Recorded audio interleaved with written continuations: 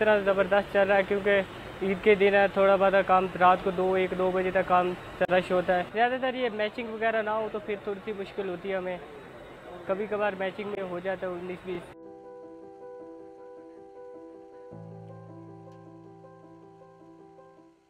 बिजली नहीं जा रही, एक तो लाइट में फ़र्क डला, लाइट की वजह से बड़ा फ़र्क डला कि काम हमारा अच्छा हो जाता है। उस वजह से पिछले साल की निस्बत से अच्छा काम है। लोग जो आते हैं वो ये कहते हैं हमें जल्दी दे देना, हमने अपने गांव जाना है या अपना और भी सामान ख़रीदना है, तो कोई भी गाहक आता है वो यही कहता है हमें जल्दी दे देना।